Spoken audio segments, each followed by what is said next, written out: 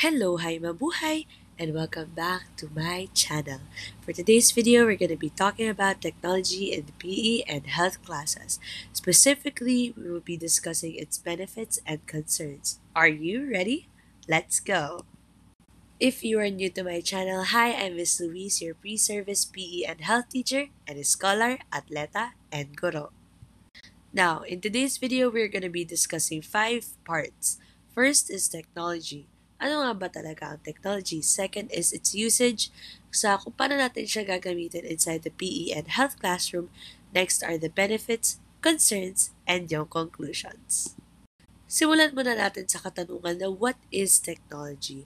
According to our definition of technology, that it is equipment or machinery used in making our lives easier. So anything na nagpapadali sa mga buhay natin, regardless if it is lapis or if it is a cellphone or a laptop or iba pang mga bagay, yun ay ating kinakonsider na technology.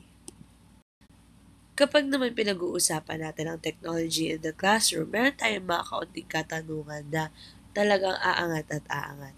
So, una dyan ay how can we use technology in the PE and health classroom? Paano nga ba? PE is, ika nga nila, an anti-technology class, di ba? Other than that is what are the benefits and concerns of using technology in the PE and health classroom? And nare-recommend ba ng mga pre-service PE teachers, tulad ni Teacher Luis or ni Miss Luis, ang paggamit ng technology sa classroom? Ngayon, ang kailangan kasi natin ma-realize dito that technology, ano yan, hindi lang yan na basta-basta nandyan sa classroom natin. Kundi tinutulungan din nito ang mga estudyante natin na ma-motivate sila at talagang ma-energize. Ibig sabihin nun, kapag sila ay na-motivate at na-energize, mas gaganahan sila na makipag-interact sa klase natin.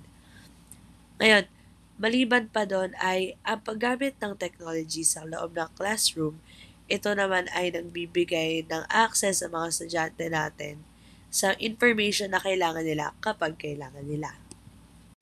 Pero Miss Louise, ano nga ba talaga ang benefits ng technology sa loob ng PE and health classroom?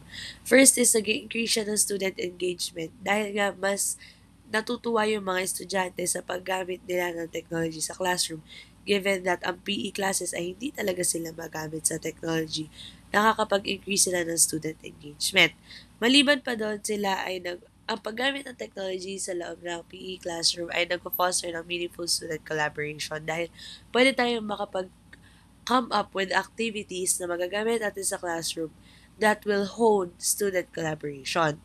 Next is nakakapag-create sila ng student-centered learning environment kung saan nagiging holistic ang pag-care natin sa kanila dahil maliban sa na-enhance natin ang kanilang mga body kinesthetic, na-enhance din natin ang kanilang literary skills in terms of technology, na nagiging explore learning siya.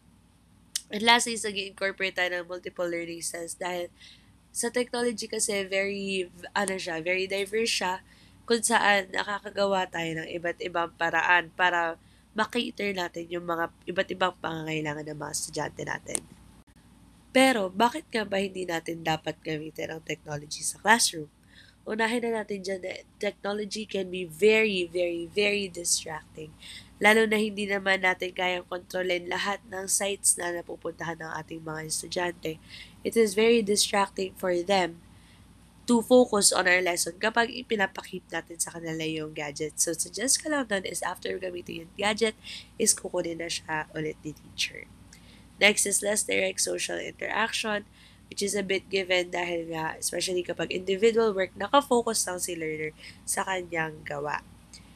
And ang next naman na concern is that faster nga ang learning pero hindi siya memorable dahil syempre, doon na lang tayo sa information that is quick to retrieve and that is quick to search pero hindi natin siya talagang naaaral.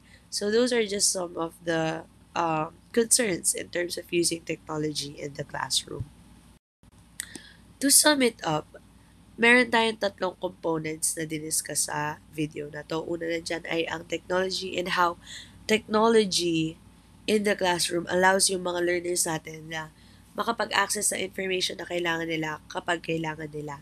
Nagbigay din tayo ng mga benefits nito sa mga estudyante natin tulad niya nga lang na kanilang enhanced engagement, na mas nagiging engaged sila, mas nakakapag-collaborate sila, at syempre, mas nagiging learner-centered ang ating mga discussions.